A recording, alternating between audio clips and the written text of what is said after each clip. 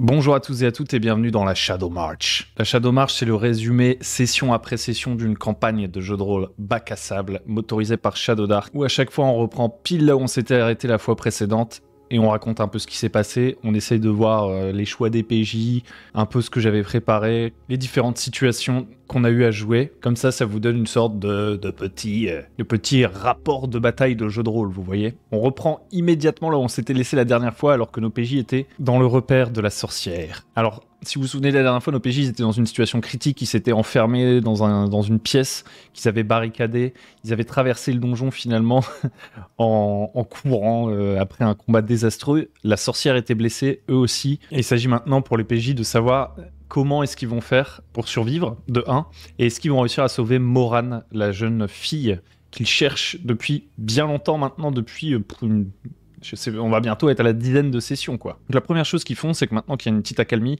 ils fouillent un peu la pièce et découvrent différents trucs. C'est le laboratoire de la sorcière, et ils découvrent, entre autres, un parchemin qui permet de lancer le sort éclair, donc ça pourrait leur être utile immédiatement, un livre d'anatomie sur des différentes dissections, d'abord d'animaux, puis d'êtres humains, signé Lisa Baroncelli. Si vous suivez un peu la campagne, vous savez que Lisa Baroncelli, c'est un nom qu'ils ont vu plusieurs fois. La dernière fois qu'ils en ont entendu parler, c'était il y a 8 sessions, et encore avant, c'était 3 sessions avant. Pour l'instant, ils savent vraiment pas qui c'est cette Lisa Baroncelli, mais ils commencent à voir à plusieurs endroits des témoignages de son existence et de son influence. Ils récupèrent évidemment ce bouquin. Ils trouvent aussi une potion qu'ils osent pas goûter, parce que malgré les jets d'intelligence du magicien, ils en connaissent pas l'effet. Donc, ils ne vont pas goûter tout ça. Et là, ils réfléchissent à une stratégie. Ils réfléchissent à une stratégie assez longuement. C'est le début de la séance. Il y a plusieurs stratégies qui sont évoquées. Utiliser des sortes d'invisibilité pour aller en avant dans le donjon. Utiliser la potion qui permet de se séparer de son œil qu'ils ont récupéré à Frena il y a plusieurs sessions pour partir en éclaireur. Sauf que s'ils envoient juste un œil flottant sans torche, l'œil ne va rien voir. Donc, ils réfléchissent, ils pèsent le pour et le contre. Ils savent qu'ils sont dans la merde. Et alors qu'ils réfléchissent comme ça, moi évidemment, je leur mets un petit peu de pression. C'est-à-dire qu'une fois que je sens qu'il y a eu 2-3 tours de table, dans ma tête, je me dis il y a un round qui passe. Et j'avais noté qu'au bout de 3 rounds, la sorcière allait commencer à agir elle aussi de son côté. Donc la fouille de la pièce leur prend un round, ensuite leur conversation stratégique leur prend 2 rounds supplémentaires, et là je leur dis, commencez à sentir une odeur sucrée. Et c'est un gaz soporifique. Ça ils le savent pas tout de suite, mais voilà, ça leur met un coup de pied aux fesses. Donc ils décident d'accélérer les manœuvres, surtout qu'ils entendent aussi des vibrations des pas. Il y a quelque chose qui approche. Donc ce qu'ils décident, c'est qu'ils rendent invisible le gobelin, qui sera accompagné par Tristam qui portera la torche. Pendant ce temps, les 2 autres sortent carrément du donjon. Lifoué, notre voyant nordique, utilise le corbeau d'Odin pour parler à Morane qui est en otage. Ils savent qu'elle est plus au nord sans savoir exactement où elle est. Il lui envoie des messages en mode Morane dit à la sorcière. Il tente une négociation avec la sorcière en même temps, en se disant peut-être que déjà cette négociation va passer. En gros, il la menace de partir du donjon, mais de revenir avec beaucoup plus de soldats pour venir détruire son repère. Donc soit ça passe en termes de négo, soit au moins il espère que ça va distraire la sorcière. Malheureusement, ça ne fonctionne pas du tout. On fait un jet de réaction et la sorcière réagit très mal. Elle accélère ses plans. Elle dit de toute façon, je vais tous vous tuer en gros. Et en plus, votre petite Morane, c'est la suivante sur ma liste pour que je la transforme en créature taxidermique. Donc pendant qu'il gère un peu en retrait les 2 membres les plus fragiles du groupe, les 2 autres, ils avancent discrètement et parviennent à éviter de se faire repérer par 2 énormes monstres, des golems de chair retirés par 2 chaînes, 2 sortes de monstres siamois composés de corps humains collés entre eux, fabriqués par la sorcière qui essaie de défoncer cette porte. Donc eux, ils courent, ils grimpent, et en fait la sorcière, elle veut sacrifier Morane, entre guillemets. Elle est juste cruelle, c'est une satanée sorcière, et donc elle tire Morane par le bras et elle l'emmène vers une pièce dans laquelle elle va pouvoir plus ou moins faire la transformation. Cela n'aura pas lieu parce qu'elle sera interceptée par nos PJ qui vont l'arrêter, et Grim, le tueur de boss officiel de cette campagne, à l'aide d'un luck token quand même, il a besoin de 2 G pour atteindre son maximum de dégâts sur une flèche. Il va réussir à abattre la sorcière parce que oui, ce que ne savaient pas vraiment les PJ en fait, c'est que la dernière fois, ils avaient laissé la sorcière avec très peu de points de vie. Là, en faisant le max de dégâts, bon, il avait quand même un D12 pour son arc grâce à un talent de voleur, plus un D4 de poison de sa flèche empoisonnée. Donc il avait un bon potentiel de dégâts, mais il fait le max sur les 2, donc il tue la sorcière. Et ils arrivent à arracher Morane à la sorcière. Donc tout ça, ça a pris quand même, je pense, une petite heure et demie de notre séance qui en moyenne dure 4 heures. 3h30, 4 heures. Ensuite, ils arrivent à s'échapper. Ils se sont quand même battus vite fait avec les golems de chair, mais ils ont réussi à les contourner. et ils arrivent à s'échapper et à finir le donjon, grosso modo. Et le feedback des joueurs là-dessus, c'est qu'ils étaient vachement tendus. Et moi aussi, j'avoue qu'au début de la séance, j'étais en mode bon, bah, en fonction de s'ils jouent les héros, ils ont des bonnes chances de mourir parce que il y a encore de quoi faire dans le donjon. Entre le gaz soporifique, ils ont réussi à le passer grâce à des jets de dés, ils retenaient leur souffle. Enfin, bref, ils ont eu de la chance au dé. Plus, ils ont eu de la chance sur les dégâts. Et globalement, leur stratégie était pas mal. Ils ont vraiment mérité leur victoire. Ils repartent avec très très peu de points de vie. Et on s'attendait à peut-être voir le groupe mourir. Alors je pense pas qu'il y aurait eu un TPK, vous voyez, mais pour les deux qui partaient dans le donjon, il y avait quand même de bonnes chances de ne pas en revenir, parce qu'il suffisait que Grimm one-shot pas la sorcière pour qu'elle, en retour, elle leur mette des coups ultra violents. La sorcière fait énormément de dégâts. Quoi qu'il en soit, ils s'en sortent avec Moran. Ils vont se reposer dans la petite cabane où ils avaient croisé Brisette il y a 2 séances. Suite à quoi, Lifoué, grâce à son corbeau de Odin, encore une fois, va contacter la ville de Frena pour aller dire au chapeauté qu'ils ont retrouvé sa fille. Et ils donnent rendez-vous à Karnal, où ils vont aller se réfugier. À Karnal, ils vont plus ou moins fêter leur victoire. Ils vont pour la première fois de la campagne utiliser la mécanique de carousing et de Shadow Dark, ce qui veut dire qu'ils dépensent de l'or pour organiser une sorte de petite fiesta, quoi. En échange de quoi, ils peuvent gagner de l'XP et des petits événements, donc il se passe quelques petits trucs rigolos, je vous passe les détails, mais voilà, c'était la première fois qu'on utilisait la mécanique, et honnêtement, bah, elle a le potentiel de créer un peu de manière émergente des enjeux. Truc qu'on n'a pas trop utilisé dans la campagne parce qu'on joue pas vraiment en mission classique de bac à sable où on retourne en ville, puis on repart faire un donjon, puis on retourne en ville. Cette mécanique-là, elle a plus de sens dans cette situation-là, on va dire. Là où nous, on a quand même un truc un petit peu plus avec pas mal d'intrigues de fond. Donc ils vont à Karnal, ils font la fête, et le lendemain, c'est la rencontre, du coup, avec le père qui retrouve sa fille. La mère aussi est venue. Et là, il y a beaucoup d'infos. Alors, je vais me baser sur les notes qu'a prises mes joueurs, et ça c'est vraiment le top.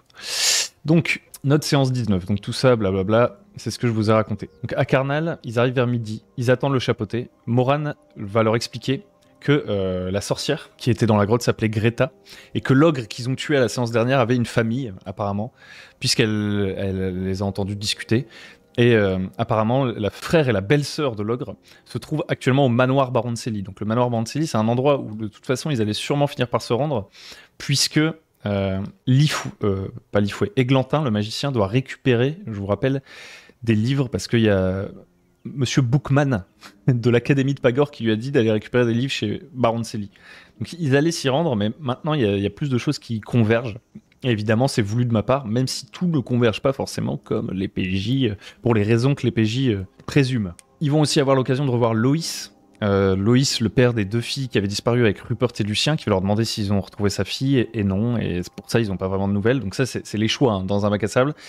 Vous prenez des accroches, et il y a des trucs qui vous échappent. Si vous décidez de partir à l'ouest de la forêt, vous ne voyez pas ce qui se passe à l'est, etc., etc. Donc là, ils sont obligés d'admettre que pour la fille de Loïs, pour l'instant, ils n'ont pas de nouvelles, et Rosie, sa petite sœur, est très triste, puisqu'elle pense qu'à ce stade, sa sœur doit être morte, en fait. Donc Astor Stromba les rejoint, il les félicite, il leur dit que l'aurore les attend à Frena, et grande surprise pour les PJ, il arrive avec Grash. Grash, donc, qui est l'époux de Moran qu'ils ont sauvé, le hobgoblin qui a tout réussi dans la vie, et qui avait disparu initialement, raison pour laquelle Moran était parti dans la forêt pour essayer de le retrouver et s'était fait capturer par la sorcière. Donc Grash leur explique plus ou moins ce qui lui est arrivé. Il explique que suite au combat avec le roi Corbeau et les grognes, etc., toute sa troupe s'est retrouvée dispersée. Lui, blessé, a fui vers le sud, vers les terres des elfes, et il s'est réveillé parmi des druides qui l'ont soigné. Et ce qu'il a appris de ces druides, mais que les PJ avaient plus ou moins compris en parlant avec les oiseaux, etc., c'est qu'il y a un mal qui ronge la forêt, quoi. Donc les druides soignent Grash, et Grash retourne à Frena, où il apprend que sa femme était partie à sa recherche, et vu qu'il est encore en convalescence, il peut pas aller la chercher tout de suite. Donc moi, dès le départ, je savais que Grash était chez les druides, et en fait, je jetais des dés d'usure pour savoir combien de temps Grash allait récupérer de chez les druides et retourner à Frena. Et donc ça s'est fait pendant que les PJ n'étaient plus là. De la même façon d'ailleurs, je vais vous montrer, est-ce que j'ai ça ? Vous voyez ici, j'ai un peu un tracking vite fait des jours, des différents éléments qui progressent. Et donc par exemple, Grash rentre tout seul, ça c'était confirmé. Moran est transformé, c'était presque arrivé, et finalement ils sont arrivés à temps pour qu'elle soit pas transformée, etc. Je traque un peu les événements comme ça en fond, ça veut pas dire que je traque tout, sinon ce serait complètement impossible. Ou alors il faudrait mettre en place vraiment un calendrier avec à chaque jour, moi j'ai décidé que ce jour-là, ce truc-là se passera, etc., etc. Mais je gère pas les choses comme ça, j'ai juste des dés d'usure pour des éléments que je trouve importants. Ils font un repas avec toute la famille et tout, et ce qu'ils captent, c'est que, en gros, ils parlent à Astor Stromba, et lui disent que ils soupçonnent Lisa Baroncelli d'être mêlée à toutes les affaires dans la région, et qu'ils veulent aller chez elle. Alors lui, il dit, vous allez peut-être un petit peu vite en conclusion. Donc là, les PJ disent, on a quand même un livre de Lisa Baroncelli sur des dissections retrouvées chez la sorcière qui était en train de fabriquer des constructs.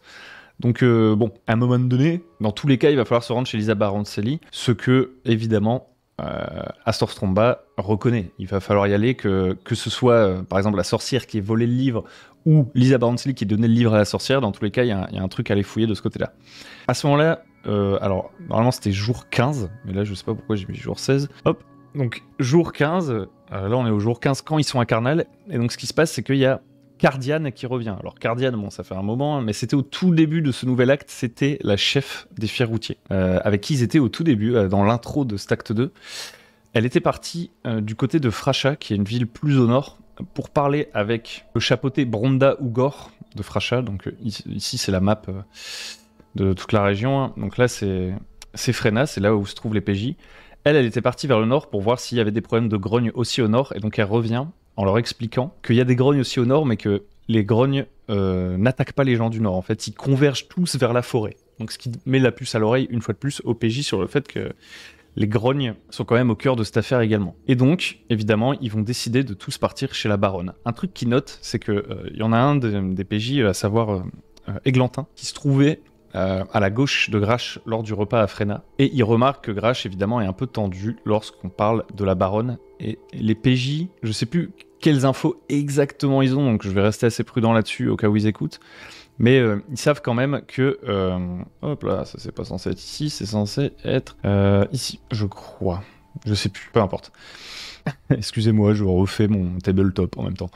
Il savait que Grash, il avait beaucoup de revenus parce qu'il utilisait un engrais spécial qui venait de Pagor et qui lui permettait de faire pousser ses champs même en hiver. Comme ils savent que Baroncelli, elle fait partie d'un parti politique, à savoir les chiffonniers, qui soutient plus ou moins la cause de Majorque, et qu'en plus elle est versée dans les sciences, ils se disent que Grash a un lien avec Lisa Baroncelli. Mais ils creusent pas plus que ça, ils décident de se rendre donc chez Lisa Baroncelli. Ils donnent rendez-vous, grâce, encore une fois, au Corbeau d'Odin, à Mordred, le chevalier de Mérismar, ami de Tristam, et ils partent tous ensemble au manoir Baroncelli. Et c'est là qu'on s'est arrêté. Alors, pas tout à fait, parce que je vous ramène directement là-bas. Donc tout ça, c'était prêt depuis le début, et d'ailleurs, on va en reparler de ça.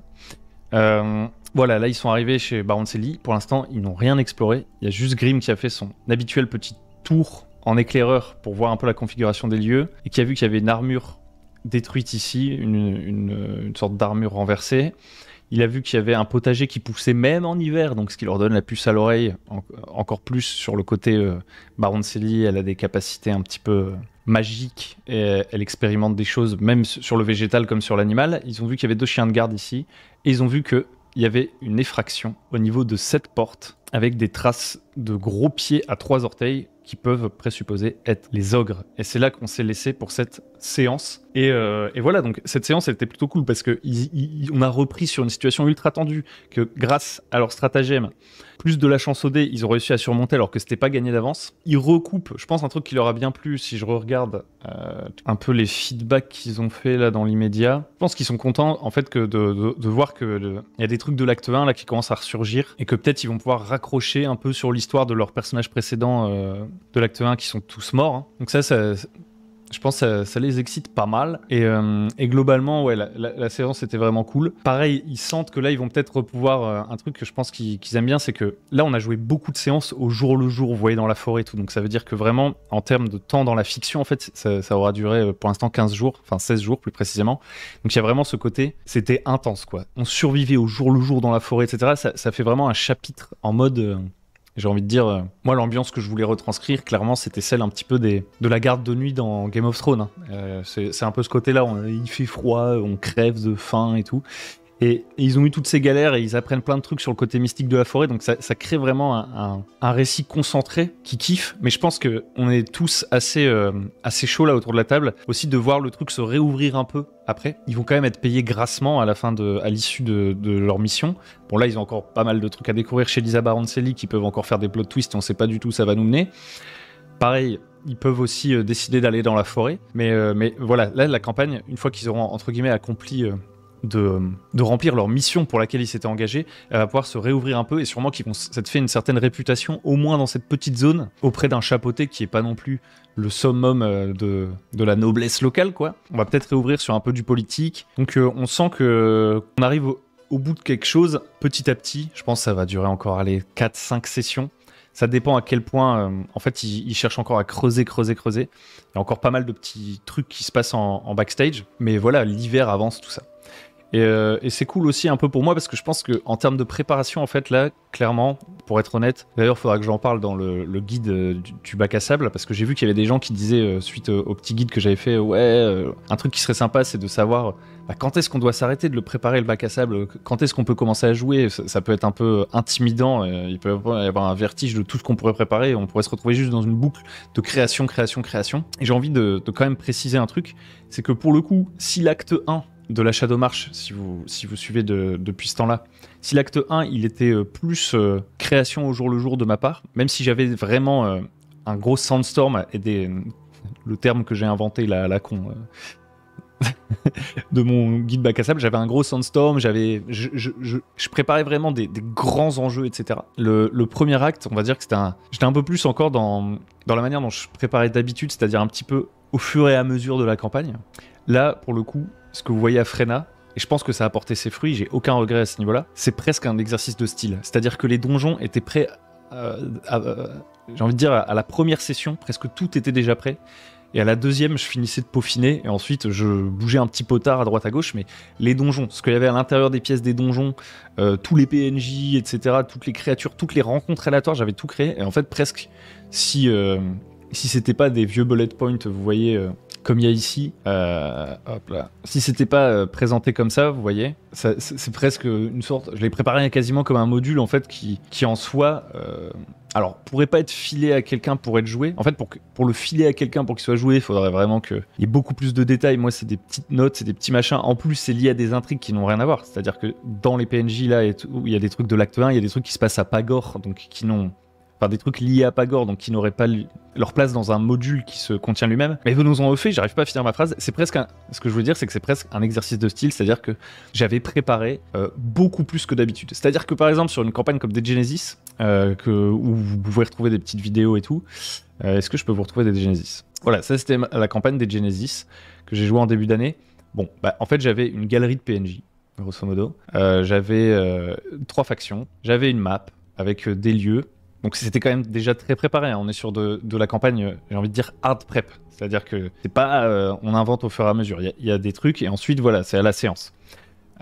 Sur un truc comme Dead Genesis, c'était déjà hard prep. Là, c'était encore un autre niveau avec Frena. Pour moi, j'avais envie je vais pas dire de me mettre à l'épreuve, mais j'avais envie de faire de la création de donjons. Donc j'ai vraiment créé entièrement 2 donjons avant que ça commence, en sachant que mes PJ n'iraient peut-être jamais, parce que je les oblige pas à rester à Frena. Alors de fil en aiguille, forcément, leurs personnages sont impliqués dans les affaires et donc ils restent. Mais là où je veux en venir, c'est que cette zone entre les pistes, les rencontres aléatoires, vous voyez les petites pistes qu'il y a sur la map, etc., c'était très largement surpréparé par rapport à ce qu'il vous faut pour faire un bac à sable. Et je veux surtout pas que le guide bac à sable que je vous propose ou la Shadow March, ça vous donne l'impression que vous avez besoin de faire ça en fait. Le but, c'est pas de créer un modèle, c'est de... Alors déjà, vous pouvez trouver ça nul, parce que ça fait un peu prétentieux la manière dont je le dis, je me rends compte. Mais ce que je veux dire, c'est qu'il n'y a pas besoin d'autant préparer le bac à sable pour le jouer. Déjà, il faut bien réaliser que même malgré l'énorme préparation que j'ai faite, il y a des trucs qui changent en cours de campagne. C'est-à-dire que je change des petits trucs, il y a des petits détails que je viens développer au fur et à mesure en me disant « Ah, les PJ commencent à approcher de ce lieu, donc je vais encore un peu le détailler. » Mais en plus, il y a juste 100 fois plus de trucs qu'il n'en faut pour vraiment commencer à jouer. Honnêtement, vous pourriez très bien, pour commencer votre bac à sable, inventer une ville, mettre 2-3 PNJ, créer 2-3 lieux autour. Dans ces 2-3 lieux, vous inventez 2-3 enjeux et quelques salles un peu de donjons au cas où les PJ y vont, quoi. Et ensuite, juste préparer en fonction de ce que vos PJ décident de faire. Ça peut être ça le bac à sable, c'est pas obligé d'être ce qu'il y a ici. Là, en fait, ce que j'ai fait, c'est que j'ai vraiment mis de la hard prep, surtout en préparant des choses qui sont dures, en fait, ou qui sont pas naturelles pour moi. C'est-à-dire que moi, je suis pas quelqu'un qui crée des donjons d'habitude. Je crée de temps en temps un petit donjon parce que mes PJ vont vers un endroit que je pourrais mettre un peu dans la catégorie donjon et je me dis, il doit y avoir des choses à fouiller là-dedans. Mais je fais pas des donjons de 20 salles avant une partie, et encore moins 2 donjons d'une vingtaine de salles, plus 10 rencontres aléatoires, plus une galerie de 15 PNJ, avec des images, des tokens et chacun des quêtes. Je fais pas ça pour jouer, il y en a pas besoin. Et là, pour clôturer un peu cette vidéo, j'ai envie de dire qu'une fois qu'ils auront terminé ce truc-là, je suis pas sûr de refaire le même exercice de style pour l'acte 3, vous voyez. Je pense que je vais alléger un peu ma préparation pour me permettre de lancer plus d'autres trucs à côté et tout. Et aussi de faire plus appel à des tables aléatoires, peut-être des trucs un peu plus émergents, peut-être même un peu de narration partagée, je sais pas. Je pense que dans l'acte 3, je vais avoir envie de rafraîchir un peu le truc. Ça veut pas dire que je vais arrêter le bac à sable, ce sera toujours le même principe, point d'intérêt, des conflits, etc. Mais je vais sûrement moins les développer. Je saurais pas à l'avance quel est le contenu des 3 livres qui se trouvent dans la bibliothèque de Lisa Baroncelli. Ça, c'est vraiment de la création hard. Et en fait, ce genre de création hard, genre dans les détails, et les détails qui font la différence, vous pouvez tout à fait les faire à la semaine. Le risque, entre guillemets, c'est que si vous n'avez pas quand même une idée globale de votre toile, c'est-à-dire une idée schématique, je pourrais vous montrer un exemple d'une idée schématique sans avoir trop de détails. Par exemple, ce genre de choses qu'il y a à Pagor, ça c'est une idée schématique, vous voyez. J'ai pas inventé la maison de chacun de ces PNJ, je sais juste que voilà, il y a des PNJ qui sont dans des partis politiques. Et encore là, c'est big, hein. Ça, en plus, ça sert à rien pour l'instant parce qu'ils sont pas à Pagor. Ça sert à faire que j'ai vraiment une grosse toile de fond. Genre voilà, si vous avez une idée grosso modo de 3-4 factions qui ont envie de faire un truc, une petite mind map, c'est déjà bien. Je pense que c'est le minimum si vous voulez un bac à sable un petit peu cohérent, d'avoir on va dire des relations entre les factions, des petites notes pour chaque faction, et ensuite vous pouvez faire semaine après semaine et préparer le hard donc vraiment à la semaine. Ce que vous allez y perdre à ça, c'est ce côté très certainement tout est lié et c'est super complexe. Là je pense que les PJ le ressentent, cette complexité, toute cette préparation, elle a vraiment une plus-value, mais elle n'est pas nécessaire à faire une campagne. Et même si je suis hyper content d'avoir fait ça, etc., je sais que je pourrais pas faire ça tout le temps, en fait, pour toutes mes parties de jeux de rôle, pour tout. Il y avait vraiment de l'ambition sur l'acte 2 en termes de préparation et de connexion de tous les trucs. Et globalement, sur cette campagne en général, je continue de garder cette ambition de faire un truc comme ça, mais je pense quand même que, par exemple, pour vous prendre un exemple tout simple, s'ils vont à Pagor, je vais pas dans chaque quartier créer un donjon, vous voyez. Je vais peut-être devoir employer des outils qui vont me permettre d'improviser plus des donjons. Parce qu'on va se retrouver dans une toute nouvelle zone et je vais pas m'amuser, en gros, à chaque fois que mes PJ prennent une décision, à reconstruire une région entièrement avant de pouvoir commencer à jouer. Je crois que je sais plus si j'avais qu'une semaine de battement ou 2. Mais ce qui est sûr, c'est que pour préparer Frena, il m'a fallu une quinzaine d'heures minimum. C'est-à-dire, là je parle d'une quinzaine d'heures vraiment actives de préparation. C'est pas seulement d'y réfléchir en faisant la vaisselle. C'est-à-dire que j'ai dû passer une quinzaine d'heures devant mon ordinateur à préparer le truc. Vous vous doutez bien que je peux pas faire ça pour le monde entier et que c'est pas ça que vous devez faire pour faire du bac à sable à mon avis, à moins que ça vous éclate. Hein. Mais si vous comptez jouer un jour, honnêtement, vous pouvez faire beaucoup plus simple, je pense. Et tout ce que vous avez vu là, peut-être que ça vous donne des idées. Créer des pistes sur la carte. Ça peut être une idée pour une de vos campagnes, vous mettez des tokens pour faire une piste, une track à suivre. Créer votre propre petite table aléatoire de rencontres, etc. etc. C'est plus des idées à venir piquer, mais vous n'avez pas besoin de cumuler tout ça pour avoir une expérience bac à sable. Dans l'idée, le bac à sable, c'est simplement le fait d'avoir une zone dans laquelle il se passe des choses et dans laquelle vos PJ font ce qu'ils veulent. Il n'y a pas une intrigue, ils ne sont pas constamment tirés par le bout du nez ou poussés par des événements dans une direction. Pareil, la suite de la campagne, je vais continuer à essayer de garder l'aspect exploration. L'aspect exploration, c'est qu'il y a plein de détails et le fait de chercher, ça permet de trouver des trucs. Donc là, clairement, pour Frena, presque, j'ai envie de vous dire, la conclusion de la vidéo est beaucoup plus longue que ce que je pensais, mais je pense que c'est important de le préciser. Presque l'accent qui a le plus été mis sur cet acte 2, encore plus que le bac à sable, c'est que j'ai poussé l'exploration au max. C'est-à-dire qu'il y avait vraiment plein d'endroits à visiter, plein d'objets, plein de trucs à découvrir. Et dans les donjons, je me suis pas contenté de donjons en théâtre de l'esprit où je les amène rapidement dans la salle où il y a vraiment le truc important du lieu. Il y avait vraiment dans chaque salle des trucs à trouver, des trucs à côté desquels ils sont passés un petit peu à côté d'ailleurs pour le coup chez la sorcière. Et moi, je suis ok avec ça. Mais c'est parce que je l'ai accepté dès le départ en fait. Que pour qu'ils aient la sensation d'avoir plein de trucs à trouver, que tout soit connecté, j'allais devoir mettre du taf et qu'il y aurait une partie de ce taf qui trouverait pas. Et ça me dérange pas parce que c'était ce que je voulais.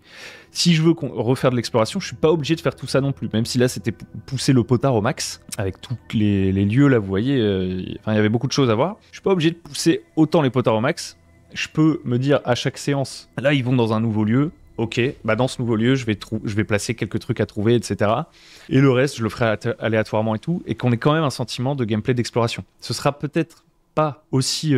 comment expliquer? C'est quoi le mot? Il y aura peut-être pas le même feeling de satisfaction dans la recherche, parce que quand vous savez que vous avez trouvé un objet qui se trouvait dans une pièce et que c'est pas le MJ qui a déplacé l'objet pour vous le donner, il y a je pense une satisfaction supplémentaire à progresser comme ça et à obtenir les informations comme ça, plutôt que ce soit qu'elle vous vienne ou que vous sachiez que le MJ vous les donne. Mais pour mettre en place ça a un coût en temps, etc.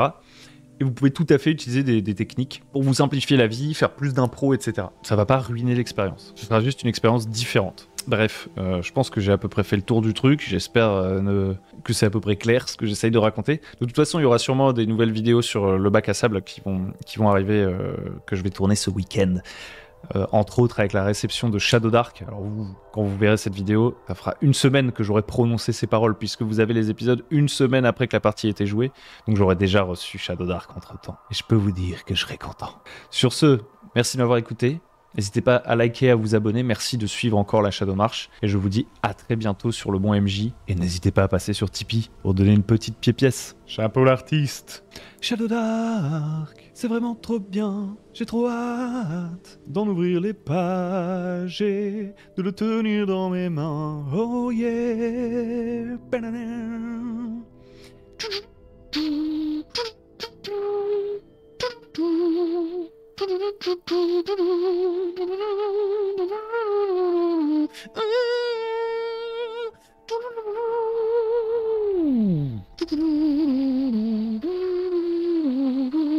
On fait du X-Crawl, cul nu dans la forêt. On sauve Moran des griffes de la sorcière.